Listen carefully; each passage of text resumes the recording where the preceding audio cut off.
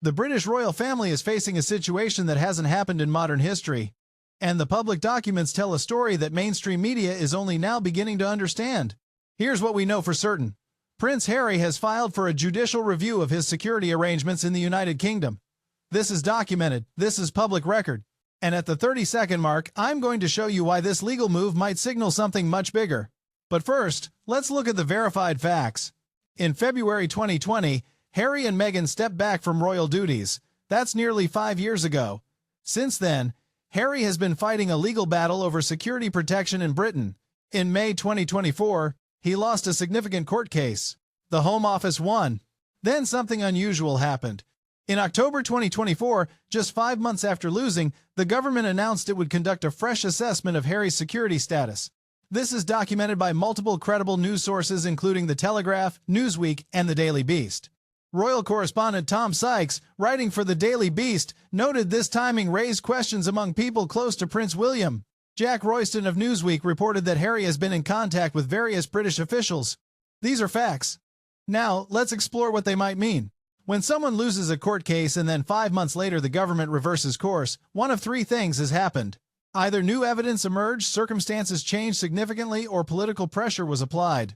Royal experts have suggested Harry may have indicated plans to spend more time in the United Kingdom. This would be a legitimate reason for reassessment. If someone's circumstances change, requesting a new evaluation is standard procedure. But here's where it gets complicated, and this is important context at the 3-minute mark. Harry's relationship with his family has been strained since 2020. This isn't speculation. Harry himself has spoken about it publicly. In his memoir Spare, published in January 2023, Harry detailed conflicts with Prince William and concerns about the institution. The book sold over 6 million copies worldwide. These are Harry's own words, his own perspective. Whether you agree with him or not, the rift is documented. Prince William has not responded publicly to the allegations in the book. Palace policy is typically never complain, never explain. But sources described as close to William have told journalists the relationship remains difficult. Now let's talk about what we're seeing in their public lives, because this is where observable patterns emerge. In 2024, Harry made several solo appearances. He attended the Well Child Awards in London without Meghan. He traveled to New York for UN meetings alone. He went to Vancouver for Invictus Games preparations by himself. Meghan, meanwhile, attended events in California independently. She appeared at a gala for the Children's Hospital Los Angeles. She did interviews about her lifestyle brand American Riviera Orchard without Harry present. This is factual. They are doing more separate engagements. What it means is open to interpretation. Some relationship experts, including therapist Luea Alderson, who was quoted in media reports, suggested that established couples sometimes pursue individual projects. It can be healthy, or it can signal distance. Without being in the room, no one can say definitively. But we can look at patterns. Prince William and Catherine, by contrast, do most major engagements together. When they do separate events, it's typically for specific causes where one has particular expertise. William might do a conservation event while Catherine focuses on early childhood development. The Sussexes' pattern looks different. And people are noticing. Now let's discuss Meghan's business ventures, because the numbers here are verifiable and significant at the 8-minute mark. Meghan launched American Riviera Orchard in March 2024. She has 5.4 million followers on Instagram. The brand was teased for weeks. Professional marketing, high-end imagery, celebrity friends posting about it. When products became available, the response was not what was expected. Multiple business analysts noted the conversion appeared low. Exact sales figures haven't been released by Meghan's team, so we can't cite specific numbers, but the lack of sold-out announcements or success stories is notable. For context, when a celebrity with 5 million followers launches a product, marketing experts typically expect conversion rates of 2 to 5%. That would mean 100,000 to 250,000 customers. We haven't seen evidence of those numbers. Meghan's Netflix series With Love Meghan is scheduled for release. Early reports suggest it's a lifestyle and cooking show. The reception to the trailer was mixed. Some people are excited. Others question whether Meghan has expertise in these areas. This is where perception matters in celebrity branding. Authenticity is crucial. When someone positions themselves as an expert, audiences want to see credentials or genuine passion. Meghan has talked about enjoying cooking, but she's not a trained chef. She's not from a culinary background. So the question becomes, is she sharing her genuine interests, or is this calculated content creation? Fair question. No definitive answer, but it affects how people receive the product. Meanwhile, in Los Angeles, something unusual happened that illustrates shifting public perception. Kitson, a boutique on Robertson Boulevard, created their annual holiday display. Since 2020, they've featured public figures in satirical holiday windows. This year's theme was Holiday Hypocrites. Meghan was included along with California Governor Gavin Newsom and several other public figures. The display labeled her a Montecito diva. Store owner Fraser Ross spoke to media about why she was featured, citing perceived contradictions between public statements and actions. This matters because it happened in Los Angeles, Meghan's home territory, a place where she presumably has support. Public opinion polling shows interesting trends. A YouGov poll from September 2024 showed Harry's favorability in Britain at 28%. Meghan's was at 23%. These are among the lowest for any royal family member. In the United States, Morning Consult polling from mid-2024 showed Meghan's favorability at 34% among those who know who she is. That's lower than most British royals, even though she's American. These are real polls from reputable firms. The numbers are declining. Now, let's look at a specific incident that shows how public perception works, and this is revealing at the 13-minute mark. Harry gave a speech at a British business event in Los Angeles in November 2024. Video footage exists. You can watch it yourself. When Harry finished speaking, the applause was polite but not enthusiastic. People stood, but slowly. The ovation was brief. Compare that to archived footage of Harry speaking at events 5 or 6 years ago. The difference is stark. The energy was different. The response was different. What changed? Some people say it's because Harry criticized his family publicly. Others say it's because he left Britain. Some argue he's misunderstood. The point is, public perception has shifted measurably, and this affects his ability to have influence. Prince William, by contrast, received sustained applause at recent events. When he spoke at Centerpoint's 20th anniversary, attendees gave him a standing ovation before he finished. The CEO of the charity praised William's substantive involvement over 2 decades. William said something interesting. He said, quote, "I never intended to be an ornamental patron," end quote. This was reported by multiple outlets. That phrasing matters. Ornamental means decorative, symbolic, not functional. William was distinguishing between royals who just show up versus royals who do actual work. Some interpreted this as a subtle reference to Harry. Maybe, maybe not, but it highlighted a philosophical difference. William's approach is long-term engagement, deep involvement, sustained commitment. He's been with some charities for over 20 years. That's substance. Harry's recent pattern has been shorter engagements. He'll attend an event, give a speech, then move on.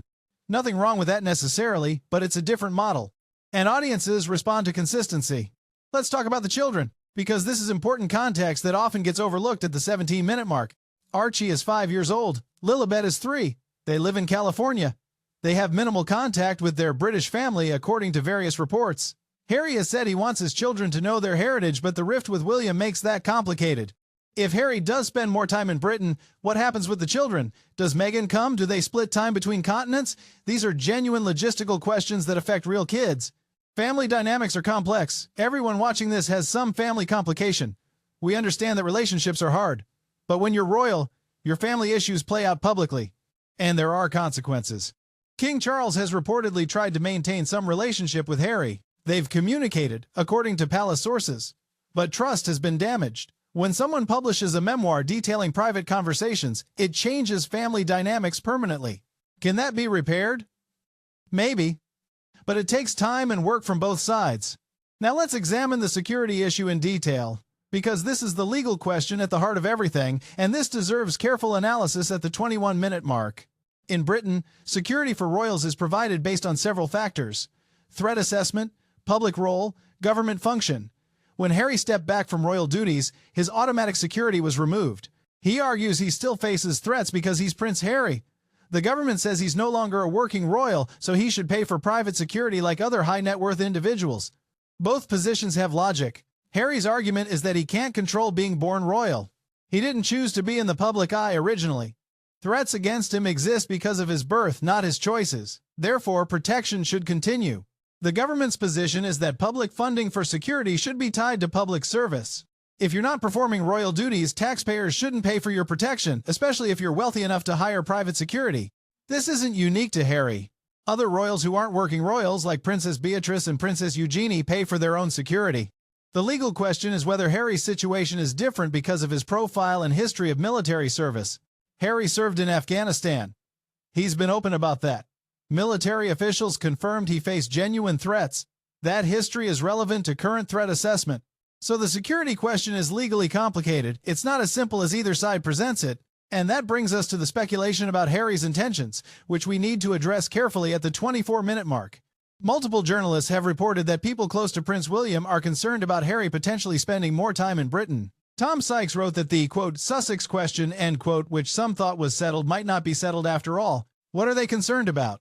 The worry, according to these reports, is that Harry might attend events that coincide with William's engagements, that he might make statements that contradict or undermine William's positions, that he might create a competing narrative about what the royal family should be. Is this a realistic concern? Let's look at what we know. Harry has been critical of how the institution operates. He said he wants to modernize approaches to mental health, media relations, and family dynamics. William is also modernizing, but from within the system. Those are two different approaches. One works within the institution to change it gradually. The other criticizes from outside, hoping to force change. Neither is inherently wrong. They're just different philosophies. But they can create conflict. If Harry is in Britain more often, and if he does events or makes statements that get media attention, it inevitably affects William. Media will compare them. Public will compare them. It creates a distraction from William's work. That's a legitimate concern for someone trying to prepare for kingship. Now, let's address the marriage speculation, because this requires responsible handling at the 27-minute mark. Multiple outlets have published articles questioning the state of Harry and Meghan's marriage. These articles cite the separate appearances, different projects, and general distance in public. Here's what we can say responsibly. They are spending more time on individual projects. That's observable. What it means about their private relationship, we cannot know. Couples therapists will tell you that some marriages thrive when partners have independence. Others struggle with separation. Some use professional obligations as healthy space. Others use it as avoidance. Without being in their home, in their conversations, in their relationship, speculation is just that, speculation. What we can observe is public behavior, and publicly they're operating more independently than they did in 2020 or 2021. The Netflix deal they signed was as a couple. The Spotify deal was as a couple. Archewell Foundation is their joint venture. But recent projects have been more individualized. Meghan's lifestyle brand is hers. Harry's Invictus Games work is his. They support each other according to statements, but they're building separate professional identities. Again, what that means privately, we don't know. Now let's talk about the comparison with William and Catherine, because this contrast is important at the 30-minute mark. William and Catherine have been married since 2011, 13 years now. They've developed a clear partnership model. They coordinate their charitable work. They appear together at major events. They present a united front. This isn't accidental, it's strategic. The palace has a communications team that coordinates messaging, appearances, and public perception. Harry and Meghan don't have that infrastructure anymore. They left that system. So they're figuring out their public identity without the palace machinery. That's harder than it looks. When you're royal, everything you do is scrutinized, every outfit is analyzed, every word is parsed, every appearance is compared to others. The palace system, whatever its flaws, provides structure for managing that pressure.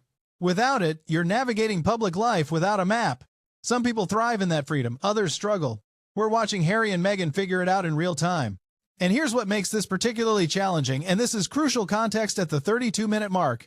Harry was born into a system he didn't choose. He grew up with protocols he didn't create. His mother died when he was 12, partially due to media harassment. That trauma is real and documented. Then he served in the military, which he said was one of the few times he felt normal. After military service, he returned to royal duties. He did good work with Invictus Games, supporting wounded veterans. He met Meghan. They fell in love, got married, had children. Then the relationship between Meghan and British media became toxic. That's not disputed. The coverage was often harsh. Some of it had racial undertones. That's been acknowledged even by media figures. So Harry faced a choice: stay in a system that he felt was harmful to his wife, or leave and try something different. He chose to leave. That's his right. But leaving doesn't erase being royal. He's still Prince Harry. His children have titles. They're still in the line of succession, so the complications remain. And that's the fundamental tension we're watching play out. Harry wants to be free from royal constraints, but he also wants certain royal privileges, like security. That's the contradiction that drives this entire story. Can you be partially royal? Can you keep some aspects and reject others?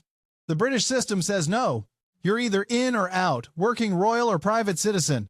Harry's trying to create a third option, royal by birth, private by choice, but with some official protections. Whether that's sustainable remains to be seen.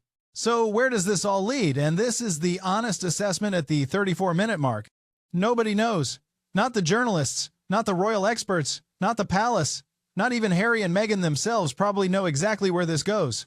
What we can do is watch the indicators. The security decision will tell us something. If the government grants enhanced protection, it suggests Harry will be in Britain more. If they deny it, he'll likely stay primarily in California. Meghan's Netflix show will either succeed or not. That affects their brand and their financial stability. William will continue preparing for kingship. That process doesn't stop because of family drama. And at some point, the children will be old enough to have opinions about all this. They'll form their own views about family, duty, and what they want their lives to be. That's probably 10 years away. But it's coming. Here's what I think is most important to understand as we close. This is a family. A complicated, famous, scrutinized family. But still a family. They're dealing with what many families deal with. Disagreements about values. Different life choices. Hurt feelings. Broken trust. Distance. The difference is their family issues affect a nation. Their choices have political implications. Their personal lives are international news. That doesn't make it easier, it makes it harder. So as we watch this unfold, maybe the most human response is to recognize the complexity, to acknowledge that good people can make different choices, that families can love each other and still grow apart. Harry made choices that many people disagree with. He also made choices that some people support. William is doing what he believes is right. So is Harry. They're both trying to navigate impossible situations. The truth is, we don't know what conversations happen privately. We don't know what pain exists beneath the public image. We don't know what attempts at reconciliation have been made or rejected. We only see the surface. And the surface tells us there's distance. But distance doesn't mean permanent, it means current. Things can change, people can grow, families can heal. Or sometimes distance becomes permanent.